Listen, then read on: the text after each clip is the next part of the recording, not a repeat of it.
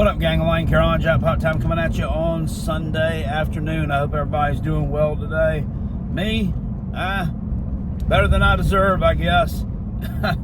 It was a long ride home last night from Bryant-Denny Stadium, Tuscaloosa, Alabama, but kind of screwed around a little bit, stopped, got some barbecue, went to Buc-ee's, went in a couple of stores, looked around, and got home a little bit after midnight.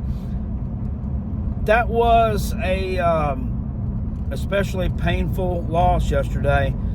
There's no way to sugarcoat that, and there's really no other way to describe it. I mean, it wasn't painful in the way that I thought it could be, and probably a lot of you people thought that it was going to be in terms of it being a blowout.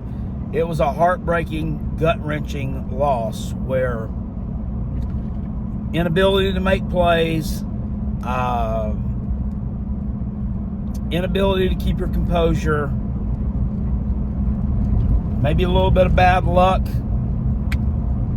and lack of situational awareness, lack of how to perform in that type of scenario cost this team a game that, quite frankly, Alabama tried to give them several times, and they just wouldn't take it.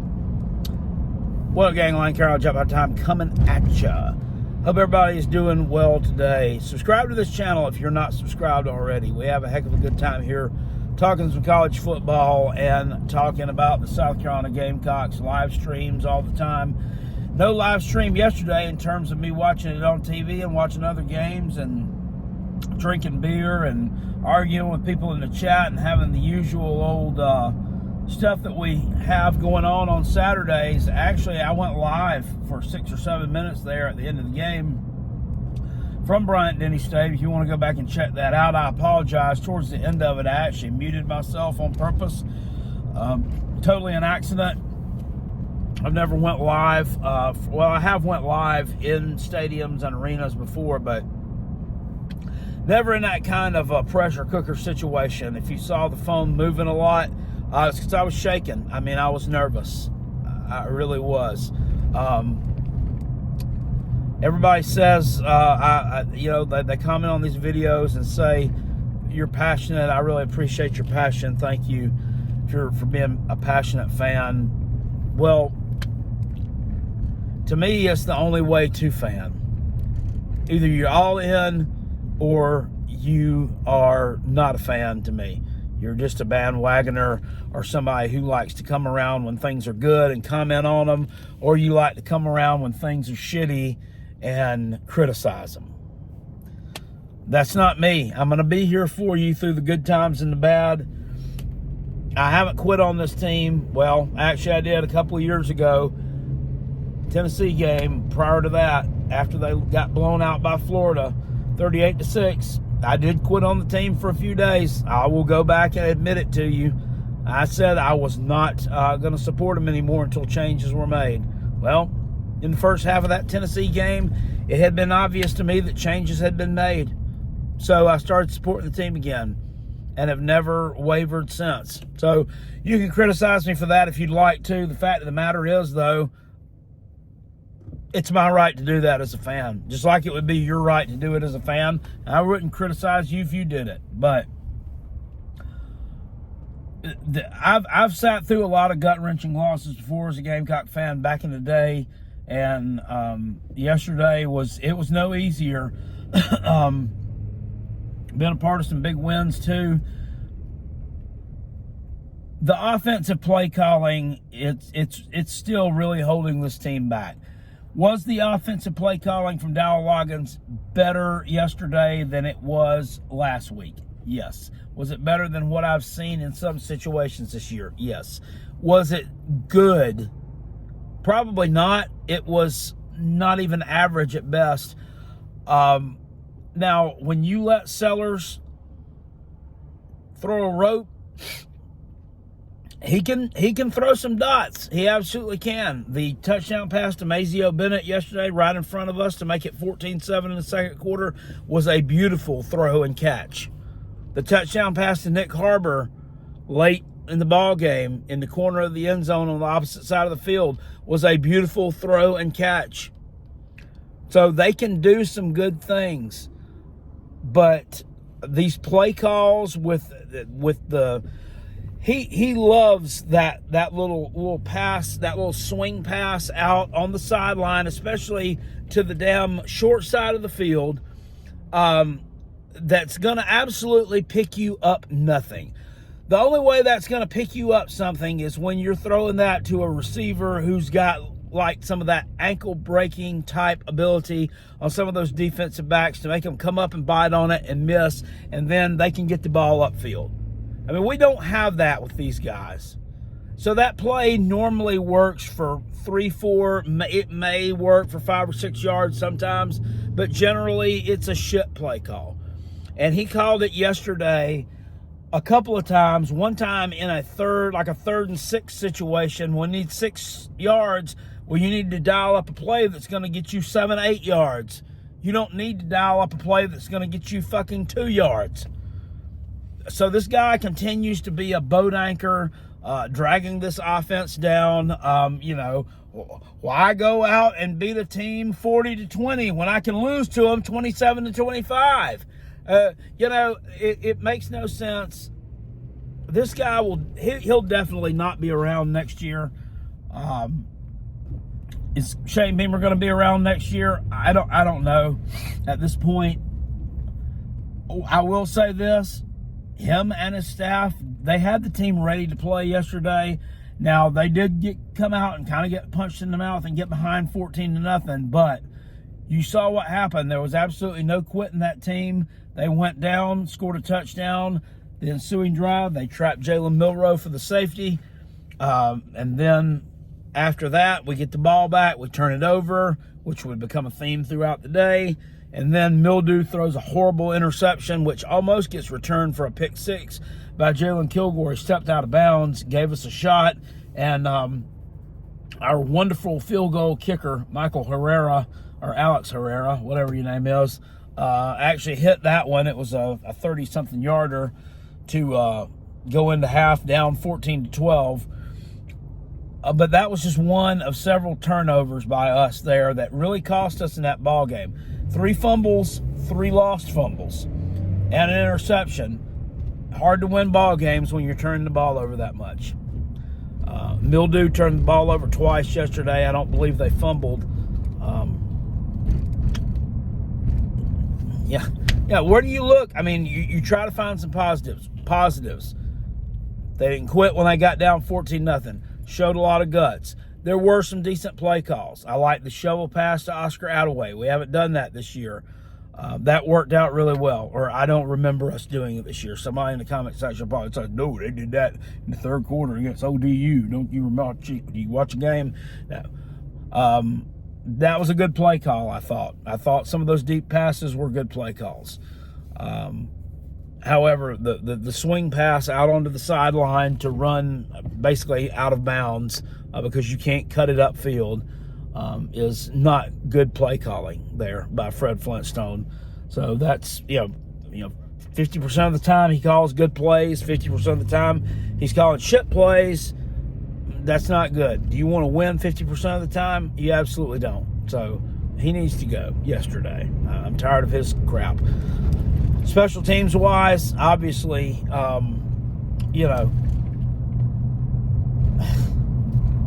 don't know. Kai Kroger didn't look great punting the ball yesterday, but that was a beautifully executed onside kick by him. Credit him for that. Credit that special teams coach, D. Camillus, the guy who was at Texas last year, has been in the NFL forever. That was a excellent onside kick execution. And when I talk about execution, I'll say this. We were talking about this on the way home yesterday. We do a lot of blaming these coaches for things.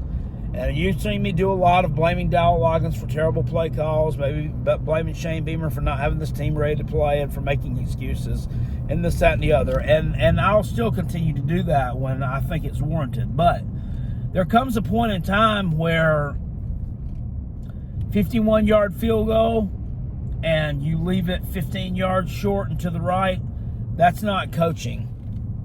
That's piss poor execution. Missed tackles, that's piss poor execution. That's not coaching. That's not 100% coaching. Offensive line yesterday, I thought, didn't look great, and that to me is coaching, because you got some talented dudes out there. So you know, why that staff that coaches that offensive line was brought back. If it were up to me, I'd get rid of Lonnie Teasley today and tell Sean Elliott, you're coaching this offensive line from the rest of the way out, and we'll see how you handle it, and maybe we'll turn the reins over to you at the end of the season if they can improve significantly. But he would be gone. Sellers is under pressure every time he has the ball in his hands almost. He's under pressure. Somebody's in his face. You can't hold the block for more than 2 seconds. It's really bad. That unit just continues to just get worse. And I'm fearful that everybody on that line that we've recruited is going to be gone. I'm fearful they're all going to hit the transfer portal because they're not getting the coaching they need. And they all love this coach, Lonnie Teasley. Well, they probably love him because he's probably soft on them. You know, he's probably not coaching them hard. I can guarantee you that Sean Elliott would coach you hard. But I don't really even know what his role is right now. He's a running game coordinator. Our running game is pretty much, it's kind of stunk for most of the year. Rocket Sanders did look a lot better yesterday. I think he rushed for about 80 yards. Y'all can tell he's starting to kind of get lathered up. He's getting lathered up. He's starting to peel off some 5-6 yard runs. He's starting to carry some people. He's starting to look like his old self right now. I mean, I really hate it that he's not going to have any. I don't think he has any eligibility left after this year. Hell, I'm not really sure. I'm so focused on this year right now that I'm really not looking into the future. But he's starting to look really good. I'm expecting him to have a huge game soon. Don't know if it's going to be next week against Oklahoma. I thought they had a good defense. I'm not really sure after yesterday, but then again, Texas is a really good team. So it's why it's hard to judge a lot of these teams. It's based off the competition that they play, because they can look a certain way one week and they can look a certain way the next. But the field goal kicker's got to go. That guy is absolute garbage. People say he's lost us 2 games so far this year. That's kind of true. Him missing a kick yesterday. I don't know necessarily lost us the game. It would have given you 3 more points. Obviously, would have put you in a better situation there, and would have put a different kind of pressure on Alabama if you could have went up 22-20 in that game instead of still being down 20-19 or whatever it was. So yeah, I can get that. I can maybe see that one. It definitely cost us against LSU because that definitely was forcing overtime if he had hit it. And at home, I mean, I'd like our chances to have won that game, even though we really didn't look great in the second half on the offensive side of the ball. So yeah, you could definitely say he lost us that one. Yesterday was questionable, but just the effort, the follow-through, the execution of that kick was horrible. He cannot kick long-range field goals.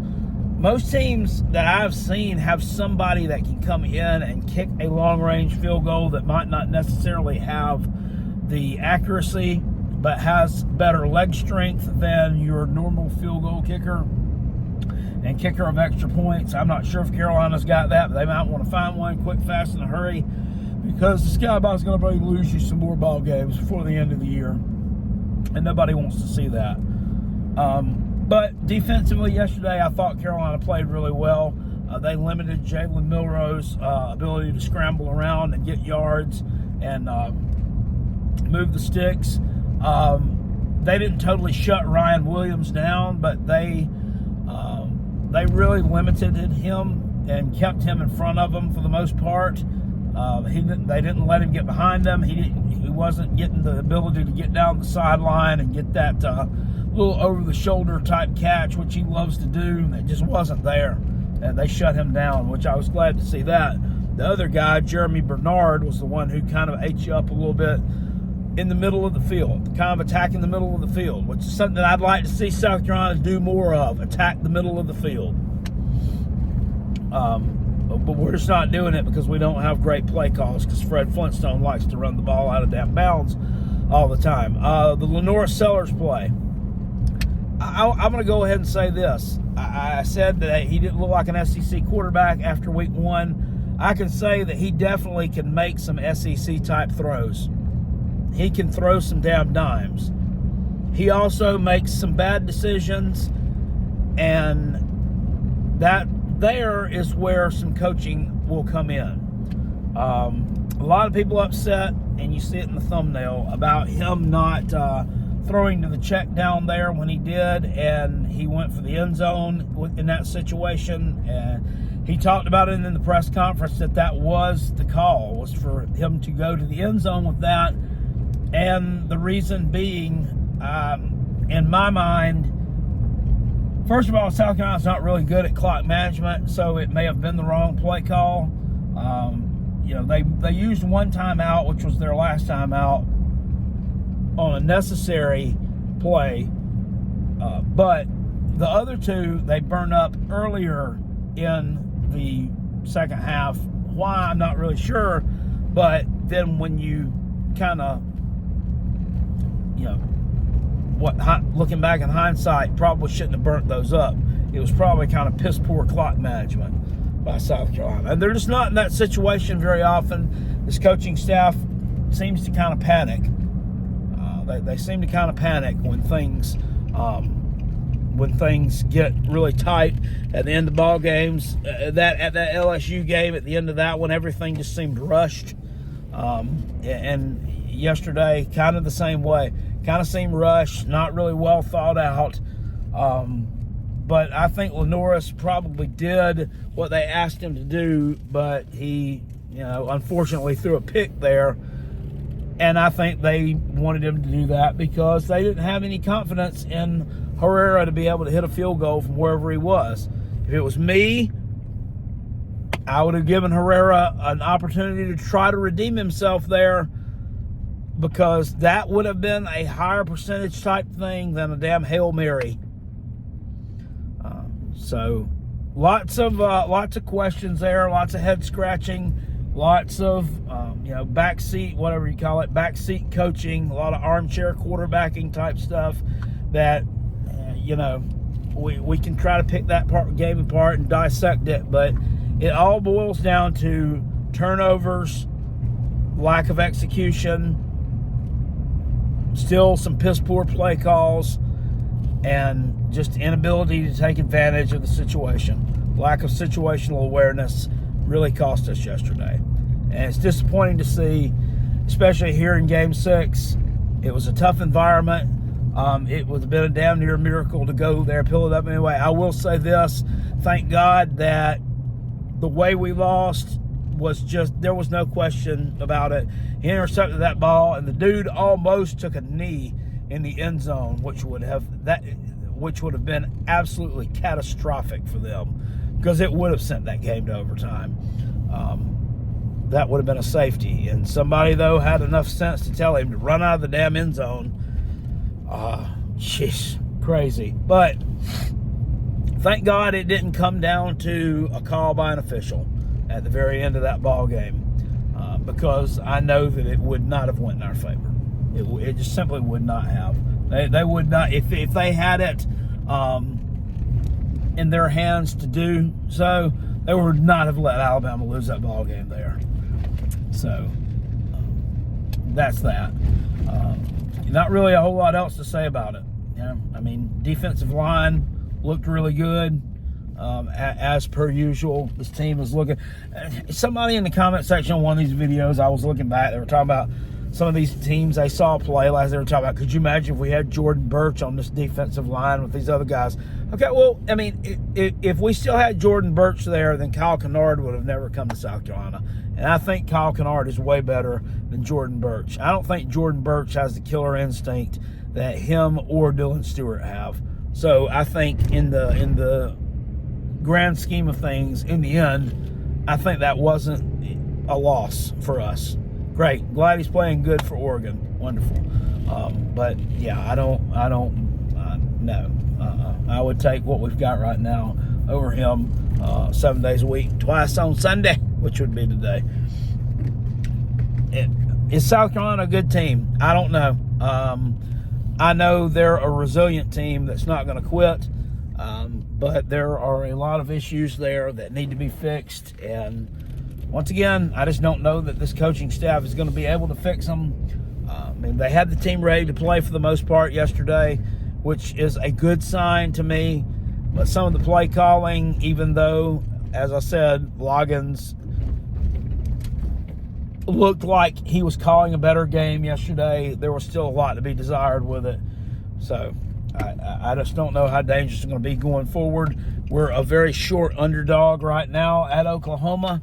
Oklahoma looked bad yesterday, got blown out in the Red River shootout by Texas. I mean, a lot of teams get blown out by Texas, though. They only mustered 3 points against them. How's that fit? Hell, Mississippi State mustered more points than that against Texas, and you're supposed to be rivals with them. So, not a good look there. I think that's definitely a winnable game for South Carolina, but they can't backslide. They can't let this game beat them twice, which we've seen happen in the past. They got to go out there focused, ready to play. I think if South Carolina goes, if they have the same mindset they had yesterday against Alabama, they go in there, they take on Oklahoma. We've got that little bit of edge, that little bit of pissed off edge that we didn't finish this ball game. We shot ourselves in the foot. We lost this game. That was very winnable. I really think they can blow Oklahoma out because I think they're that bad. And I think this team is that close away from going and lighting up under somebody's ass and blowing somebody out.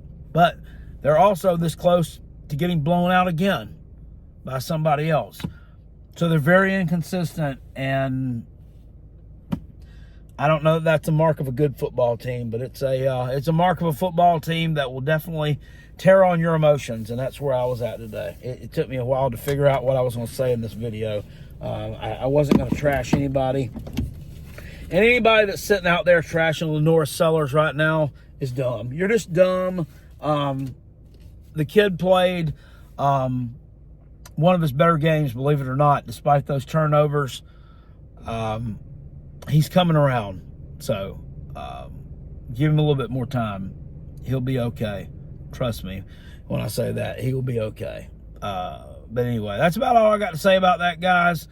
I'll see you all later on. I appreciate it. Live show tonight at 9 p.m. The Rob and Kell Show. We'll have some games to pick for you next week, and we will go over all of this week's action. We'll talk about Clemson. We'll talk about Carolina. We'll talk about teams around the SEC and around the country. I will see you all later. I appreciate each and every one of you. Peace. I'm out of here. Go Gamecocks. Woo!